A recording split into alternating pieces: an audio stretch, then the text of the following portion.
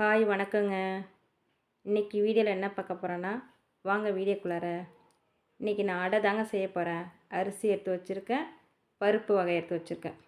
பருப்பு அரை class, class அரை கிளாஸ் பருப்பு, கடலப்பருப்பு, கிளாஸ் துவரம்பருப்பு, உளுந்து ஒரு 2 ஸ்பூன் நைட்டே எடுத்து நான் ஊற வச்சுட்டேன். அதை பாருங்கள், நைட்டே நான் எடுத்து ஊற வச்சுட்டேன். காலையில் பசங்களுக்கு டிஃபனாக அடை செஞ்சு கொடுத்துடலாம் அப்படின்ட்டு நான் நைட்டே ஊற வச்சுருக்கேன்.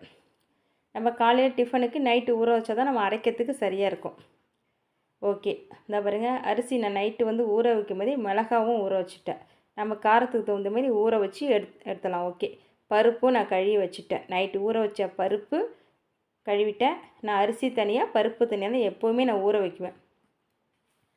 இதை நம்ம மிக்ஸி கப்பில் கொஞ்சம் கொஞ்சமாக போட்டு அரைச்சிக்கலாம். ஃபஸ்ட்டு நான் மிளகாவை ஒரு ஆட்டிட்டு அடுத்தது தான் அரிசி போடுவேன்.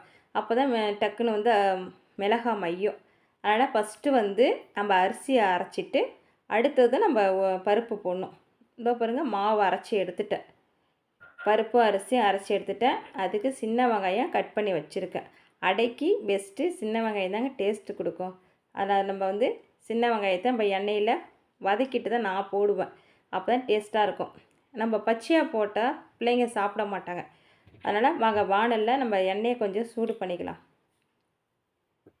வாணலில் எண்ணெய் ஊற்றிட்டேன். அடுத்தது சூடானதும் நம்ம வெங்காயத்தை கொட்டி லைட்டாக வதக்கிக்கலாம். ஓகேவா? இதோ எண்ணெயில் வெங்காயத்தை வதக்கிட்டுருக்கேன். நம்ம லைட்டாக ரொம்ப போட்டு வதக்க வேண்டாம், சும்மா லைட்டாக வதக்கினாலே போதும். அப்போ தான் ரொம்ப டேஸ்ட்டாக இருக்கும் நமக்கு. நீங்கள் உங்கள் வீட்டு பிள்ளைங்களை செஞ்சு கொடுங்க, கண்டிப்பாக விரும்பி சாப்பிடுவாங்க. எப்போ பார்த்தாலும் நம்ம தோசை இட்லின்னு சாப்பிட்டு போர் அடிச்சிருக்கோம். அது இப்போ ஸ்கூல் 4 நாள் லீவ் விட்டதும் பிள்ளைங்களுக்கு ஏதாவது சூடாக சாப்பிட்ணும், விரும்பி சாப்பிட்ணுன்னு கேட்கும் போது நம்ம சூடாக சுவையாக செஞ்சு கொடுக்கலாம். அடுத்தது இது கூட நம்ம கருவேப்பிலை போட்டுக்கலாம். தாளிக்கிறதுக்கு கருவேப்பிலையும் சேர்த்துப்போம். வெங்காயம் லைட்டாக வதங்கினதும் அது கூட நம்ம கருவேப்பிலையும் சேர்த்து லைட்டாக வதக்கிப்போம். ஓகேவா? இது என் பிள்ளைங்கள்லாம் விரும்பி சாப்பிட மாட்டாங்க. அதான் ஒரு ஆச்சரியம். இப்போல்லாம் அடையா சூப்பராக சாப்பிட்றாங்க. நம்பவே மாட்டேங்க, நிஜமாலுமே சாப்பிடுவாங்க என் பிள்ளைங்கள்லாம். அடுத்தது கூட நான் கொஞ்சம் மஞ்சத்தூளும் சேர்த்துக்கிறேன். ஏன்னா அடைக்கு கலர் கொடுக்கும். இல்லைன்னு வச்சிங்களேன், கொஞ்சம் இது வெள்ளையாக இருக்கிற மாதிரி இருக்கும். நான் எப்பயுமே மஞ்சத்தூள் கொஞ்சம் ஆட் பண்ணிப்பேன். அந்த வெங்காயத்தை கூட நான் போட்டு லைட்டாக நான் அப்படியே வதக்கி விட்டுறது. எண்ணெயில் அப்படியே வெங்காயம் வதங்கிட்டே இருக்கட்டும். கொஞ்சம் மஞ்சத்தூளும் போட்டுக்கலாம். அதை அப்படியே லைட்டாக கிளறி விடுவோம்.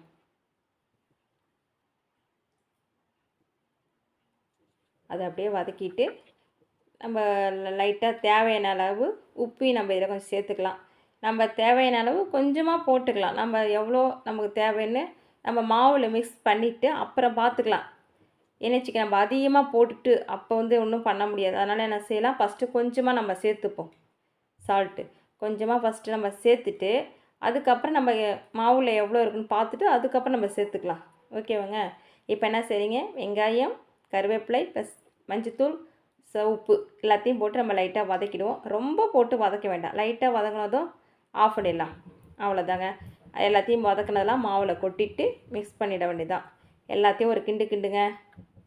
எல்லாத்தையும் கிண்டிட்டு அடுத்தது நம்ம என்ன செய்ய போகிறோம், தோசைகளில் அடுப்பில் வைக்க வேண்டியதாங்க. ஓகேவா? வாங்க நம்ம எப்படி அதை அடைய ஊற்றலான்னு பார்க்கலாம்.